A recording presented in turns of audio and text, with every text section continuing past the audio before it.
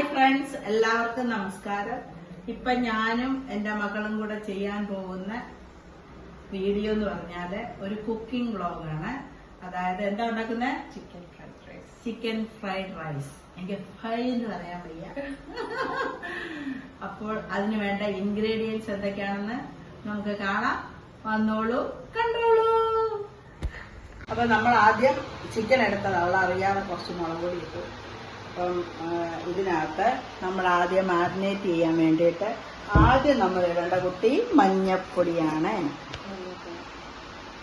ഏത് കറികൾക്കും ആദ്യം നമ്മൾ മഞ്ഞപ്പൊടി ഇട്ടു, ലേശം മഞ്ഞപ്പൊടി ഇട്ടു.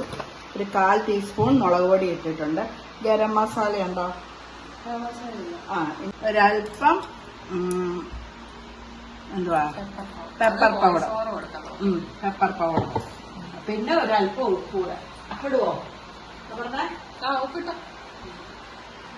ഉപ്പുംപൊടി ഇട്ട് സോയ സോസ് വേണോ?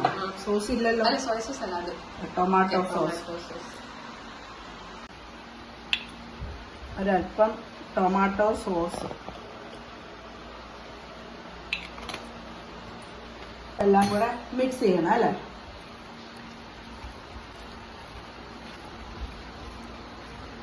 നമ്മളിങ്ങനെ ചിക്കനെ പെരട്ടി ഒരു 15 മിനിറ്റ് വെച്ചേക്കണം.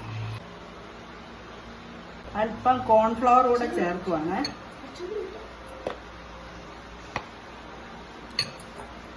കോൺഫ്ലവർ കൂടെ ചേർക്കണം. അത് മറന്നുപോയതല്ല, ഞങ്ങള് ലാസ്റ്റ് ചെയ്യാന്ന് വിചാരിച്ചു. അപ്പൊ കുറച്ച് ക്രിസ്പി ആയിട്ട് കിട്ടും. അതിങ്ങനെ മാറ്റി വയ്ക്കുക. അതിനുശേഷം ഇനി അത് ചിക്കൻ ഫ്രൈഡ് റൈസ് ഉണ്ടാക്കാൻ പോവാണ്. അപർണയാണ് ഉണ്ടാക്കുന്നത്. അപർണയാണ് അത് കുക്ക് ചെയ്യുന്നത്. അപ്പൊ നമുക്ക് ആദ്യം സ്റ്റൗ കത്തിക്കാം. ഞാൻ അടുപ്പത്ത് വെച്ചു. അടുത്ത ഒഴുകി കൂട്ടി എണ്ണ, റിഫൈൻഡ് ഓയിലാണ് നമ്മൾ ഒഴിക്കുന്നത്. ഓയിൽ നമ്മൾ സൺഫ്ലവർ യൂസ് ചെയ്യുന്നത്. ഒരിക്കലും കോക്കനട്ട് ഓയിൽ വെച്ചിട്ട് ഇത് ഉണ്ടാക്കാൻ പാടില്ല. ഞാൻ കഴിഞ്ഞ ദിവസം ആസാമിൽ വെച്ച് കടുകെണ്ണ വെച്ച് കേക്ക് ഉണ്ടാക്കിയ പോലെ ഇരിക്കും. അന്ന് കടുകെണ്ണ വെച്ച് കേക്ക് ഉണ്ടാക്കി, അത് ശരിയായില്ല.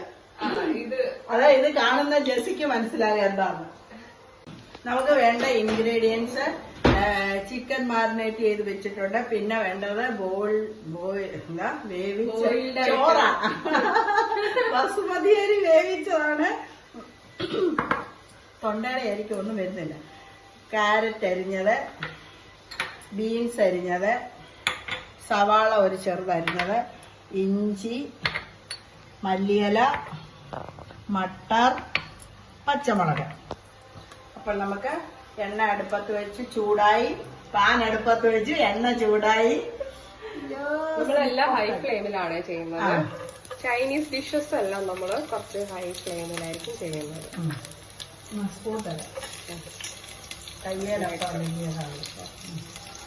ആദ്യം വെളുത്തുള്ളി ഇട്ടു, അതിനുശേഷം ഞാൻ അതിനുശേഷം ഇടാം.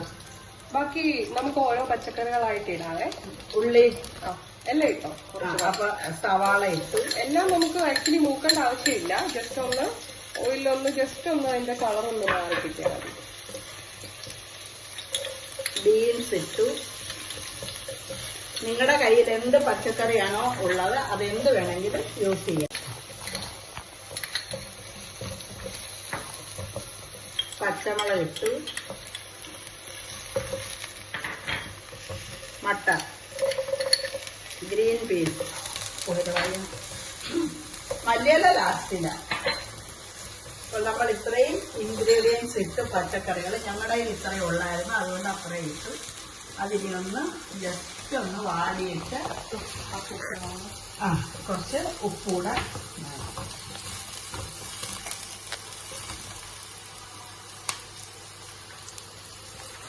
ചിക്കന് നമ്മൾ ഓൾറെഡി ഉപ്പ് ചേർത്തിട്ടുണ്ട്. അപ്പോൾ ഇതിനകത്ത് ഉപ്പ് കുറച്ചേ ഇടാവുള്ളൂ, അത് ശ്രദ്ധിക്കണം.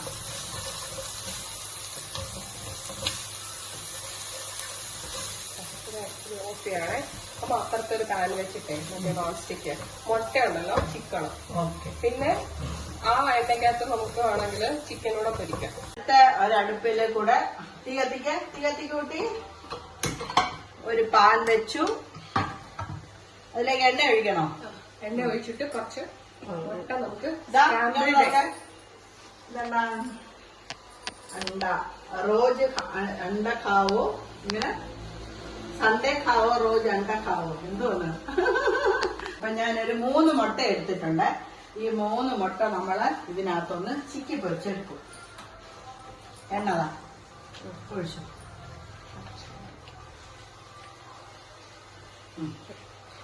ഈ ബൗൾ എങ്ങനെയുണ്ട്? എല്ലാവർക്കും ഇഷ്ടപ്പെട്ടോ? ഇത് ഞാന് ആസാമിൽ പോയപ്പോ വാങ്ങിച്ചതാ കേട്ടോ. റിലയൻസ് വിശാലിന്ന് വാങ്ങിച്ചത്. നല്ല രസമുണ്ട് കേട്ടോ. കുറെ ബൗളുകൾ വാങ്ങിച്ചിട്ട് വന്നു. അപ്പോൾ ഇനി മുട്ട ഇറങ്ങാം. മുട്ട ഒഴിച്ചു. ഇളക്കണ്ടെന്ന് പറഞ്ഞു. അവിടോട്ട് ആ വെള്ള ബൗളിലോട്ട് ഇട്ടേരും. മുട്ടത്തോട് വെള്ളം.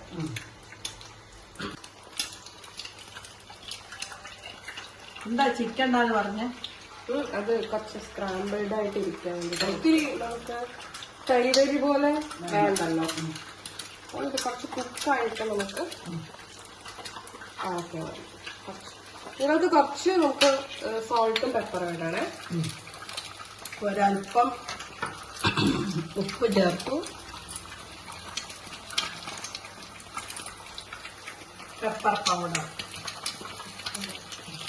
ഇങ്ങനെ ചിക്കിയെടുക്കും. ഒത്തിരി ഫ്രൈ ആവണ്ട. ജസ്റ്റ് ഒന്ന് വെന്താൽ മതി. ജസ്റ്റ് ഒന്ന് കുക്കായാൽ മതി. കാണിച്ചാലോ? ജസ്റ്റ് അത് കുക്കായിട്ടുണ്ട്. അടുത്തത് നമുക്ക് മാരിനേറ്റ് ചെയ്ത് വെച്ചിട്ടുണ്ടെങ്കിൽ ചിക്കൻ ഫ്രൈ ചെയ്തെടുക്കണം. അപ്പൊ ഇതിലോട്ട് ഈ ഫ്രൈ പാനിലോട്ട് തന്നെ നമുക്കൊരൽപ്പം എണ്ണ ഒഴിക്കാം. എണ്ണ ഒഴിച്ചിട്ട് കുറച്ച് എണ്ണ കുറച്ച് ഒഴിച്ചാൽ മതി എന്ന് പറഞ്ഞു. Hello, happy new year. ഞാൻ ഹാപ്പി ന്യൂ ഇയർ പറയാൻ മറന്നുപോയതല്ലായിരുന്നു. ഞാൻ ഇടയ്ക്ക് വെച്ച് പറയാന്ന് വെച്ചതാണ്. പിന്നെ എല്ലാവരും സുഖമായിട്ടിരിക്കുന്നല്ലോ അല്ലേ? ഞങ്ങള് ഹസ്ബൻഡൊക്കെ റിട്ടയർമെന്റ് ഒക്കെ ആയിട്ട് വന്നു നാട്ടിലോട്ട്. 2 ദിവസമേ ആയുള്ളൂ വന്നിട്ട്. കുറച്ച് തിരക്കൊക്കെയാണ്. ഇങ്ങനെ പോകുന്നു. അപ്പൊ ഇടയ്ക്കിടയ്ക്ക് ഒരു വീഡിയോ കാണാൻ നോക്കാം. ഇനി എണ്ണ ചൂടായി. എന്താ കുട്ടി ചിരിക്കുന്നത്? അപ്പോൾ നമ്മള് ചിക്കൻ വറക്കാൻ പോവാം.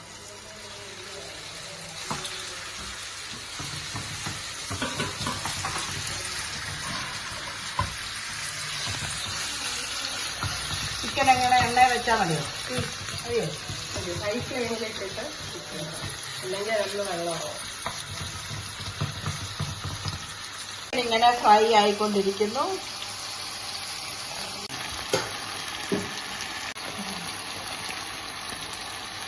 ഇതുണ്ടോ, ഞാൻ വാങ്ങിയ ഒരു ക്യാൻഡിൽ ലൈറ്റാണ്. ഇതിനകത്തോട് വെച്ചു. നല്ല രസമുണ്ട്. കളങ്കിൻ്റെ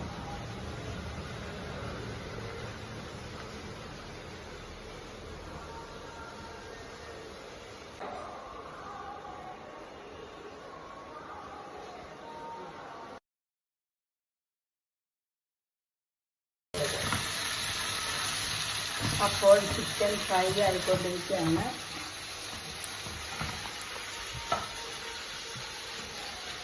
നമ്മുടെ ചിക്കൻ ഫ്രൈ ആയിട്ടുണ്ട്.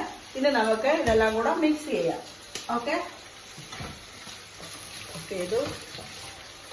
അടുത്ത സ്റ്റൗ നമ്മൾ കത്തിച്ചു. ഇത് ഓട്ടോമാറ്റിക് കത്തിക്കാൻ പറ്റുന്നതാണ്. പക്ഷെ ബാറ്ററി കിട്ടില്ല. അതുകൊണ്ടാണ് ലൈറ്റർ യൂസ് ചെയ്തത്. അപ്പൊ നമ്മള് ഇത് നമ്മളൊന്ന് ഫ്രൈ ആക്കി വെച്ചിരിക്കുന്നു. ഇതിലോട്ട് ഇനി ചെയ്യട്ടൊക്കെ ഇൻഗ്രീഡിയൻസ് ഒക്കെ ചെയ്തു. ഇതില് നമ്മൾ നേരത്തെ ഉണ്ടാക്കി വെച്ച മുട്ട ഇറക്കുന്നു. അതിലേക്ക് ചിക്കനും കൂടി ചിക്കൻ ആഡ് ചെയ്യാൻ കുറച്ച് എണ്ണ കുറച്ച് ഡ്രെയിൻ ചെയ്തിട്ട് ആഡ് ചെയ്യാനായിരിക്കും നല്ലത്. ഞാനത് ചെയ്തു തരാം. അല്ലെങ്കിൽ ഭയങ്കര ഓയിലി ആയിട്ടിരിക്കും നമ്മുടെ ഫ്രൈഡ് റൈസ്.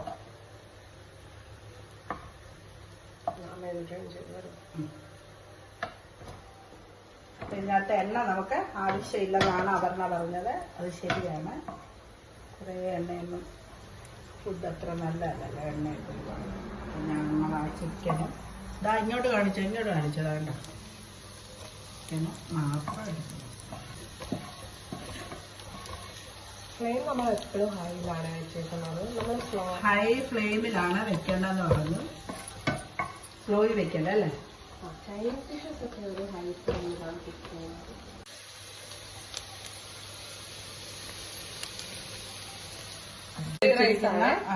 ഇത് നമ്മൾ കുക്ക് ചെയ്ത് വെച്ചേക്കുന്നതാണ് കേട്ടോ.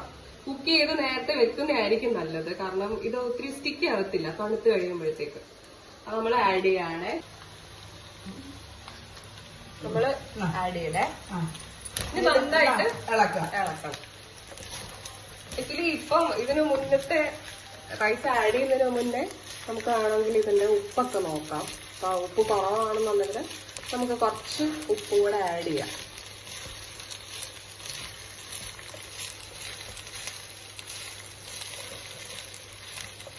കുറച്ച് സോഫ്റ്റ് ആയിട്ട് മിക്സ് ചെയ്യുന്നതായിരിക്കുന്നത്. അപ്പം നമ്മുടെ റൈസ് ഒത്തിരി ഉടഞ്ഞു പോകത്തില്ല. ഇതുപോലത്തെ വുഡൻ സ്പാച്ചില എടുക്കുന്നതായിരിക്കും നല്ലത്. ഇനി ഇത് നോൺ സ്റ്റിക്ക് ആയതുകൊണ്ട് എന്തായാലും വുഡൻ സ്പാച്ചില തന്നെ നമ്മൾ യൂസ് ചെയ്യത്തുള്ളൂ.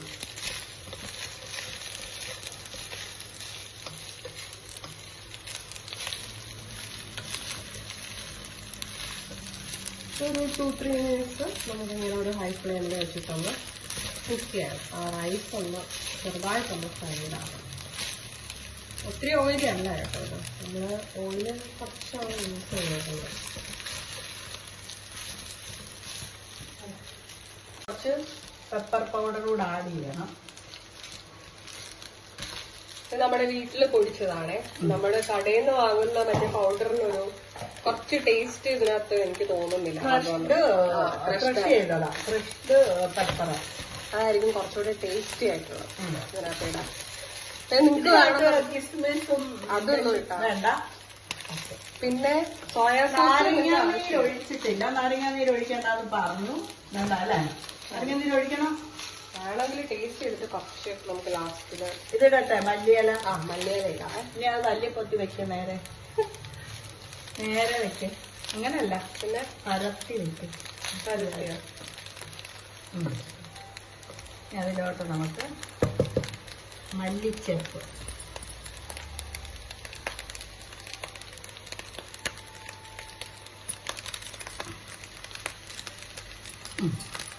ഇതിൽ നിങ്ങളുടെ കയ്യിലുണ്ടെന്നുണ്ടെങ്കിൽ സ്പ്രിംഗ് ഓണിയനും കൂടി ആഡ് ചെയ്യാം കേട്ടോ. ഇതിന് ഇപ്പൊ അടച്ചു വെക്കണോ? നമുക്ക് കഴിക്കാം. അപ്പൊ ഞങ്ങളുടെ ഈ ഡിഷ് എല്ലാവർക്കും ഇഷ്ടപ്പെട്ട് കാണുമെന്ന് വിചാരിക്കുന്നു. വന്നോളൂ, കഴിച്ചോളൂ. സോസ് ഒഴിക്കാം.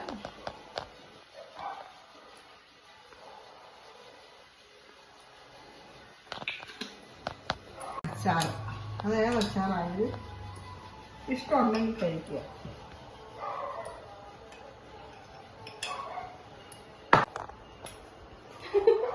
ടേസ്റ്റ് ചെയ്തിട്ട് പറയാം എങ്ങനെയുണ്ടാവും.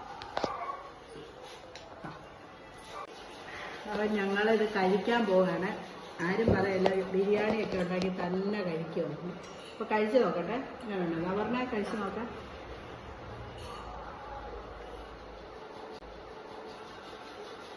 കുരുമുളകിൻ്റെ ഒക്കെ ഫ്ലേവർ ഉണ്ടല്ലേ, നല്ലപോലെ.